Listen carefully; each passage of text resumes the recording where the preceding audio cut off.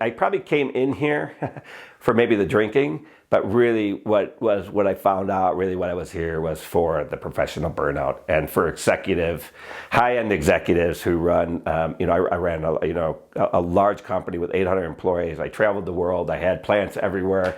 I was so melted down and so just damaged. And I don't want to say it in a bad way. It took everything I had for 30 years to get to where I was.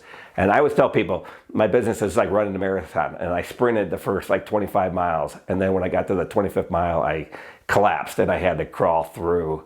And I would say, if it was me, I would recommend to every single executive senior leader to come do something like this, to take time for themselves for 30 days, to kind of recalibrate, get their goals, their objectives, everything set up. So when you come out of here, you know exactly where the focus is going to be. And I know if I would have been doing this during my days of working, I'd probably been 50% more efficient.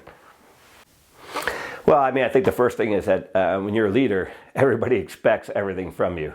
And I always joke, nobody ever calls me to tell me how great I'm doing. Usually it's somebody's calling me to tell me how bad things are.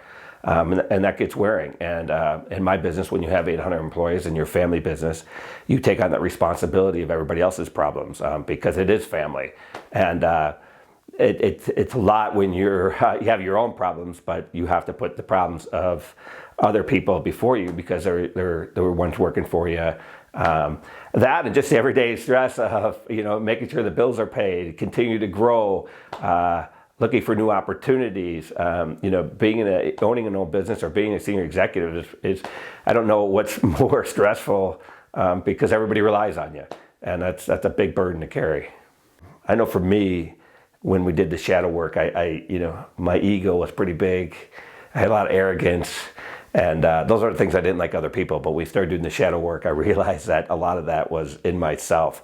I had a lot of things that I needed to work to get underneath. And what I realized is my life had been such a distraction. Working 7 days a week, all day long, and plants everywhere. And I just kind of got lost. There was no inner shell.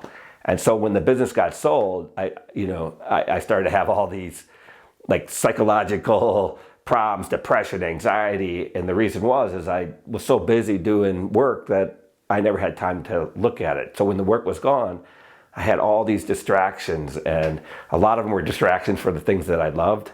And I think that was just a big thing, just trying to, you get deeper. I'm a guy who wants to go deeper and wants to learn. And the biggest thing I would say for anybody coming here, even for myself, is I just try to be a better version of myself every day, and I think they do a great job here at Sanctuary doing that. Doesn't mean that I don't fall down and I don't have problems, but I've learned to give myself grace. I've learned to get up, and I've learned to go back and do what the Sanctuary has taught me. And usually, I'm back up in a few days and better than ever,